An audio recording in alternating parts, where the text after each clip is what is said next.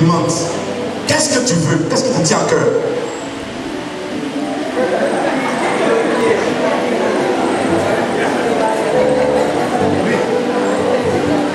Madame, qu'est-ce que tu veux?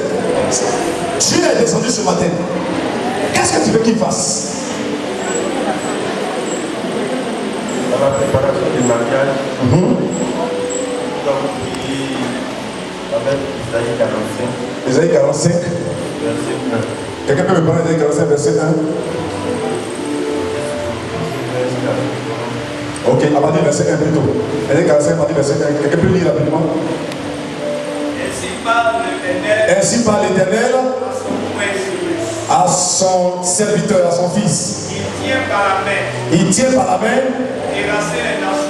Il te tient dans la main pour terrasser les nations devant lui. Et pour relâcher la ceinture des rois. Pour lui ouvrir les portes. Afin qu'elles ne soient plus fermées. Amen.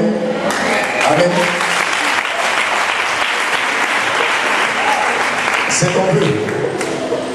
Tu t'es marié et tu as prié avec Isaïe 45.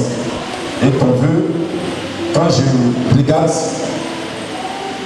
que ton couple, que ton foyer plutôt, sont dans le creux de la main de l'Éternel.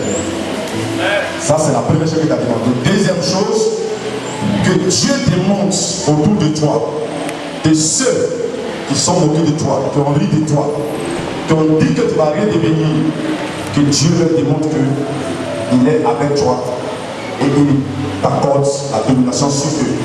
Troisième chose, ouvrir les portes que Dieu ouvre. Une porte, une grande porte dans le service qui t'apporte la stabilité dans le service. Voici les 3 prières que tu as faites et sont tes vœux. Amen. Maman, tu as dit maman maintenant.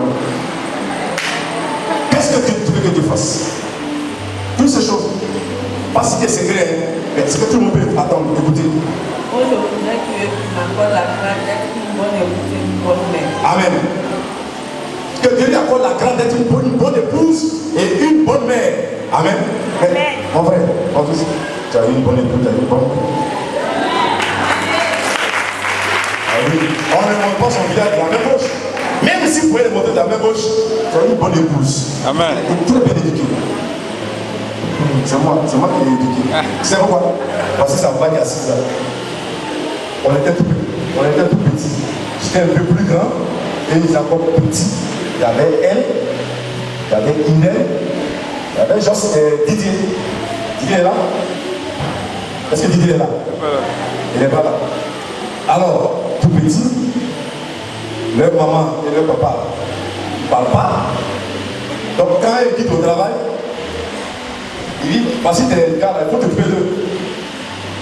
C'est moi. Quand ils ne sont pas là,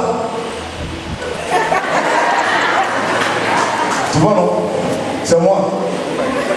Donc je leur ai demandé, on a tous jamais. À midi, quand on finit de manger, sans se coucher. Obligatoire.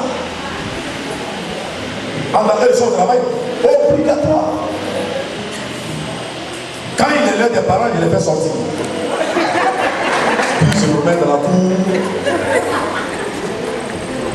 Et ils vont regarder la télévision jusqu'à 20 h et ils vont se coucher dessus avec eux. Et c'est comme ça.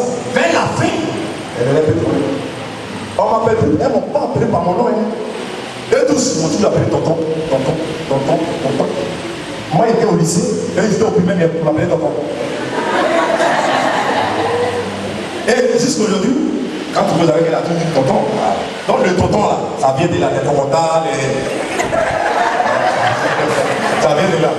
Donc, ça fait que, côté promenade, elle et Irène n'ont pas connu ça.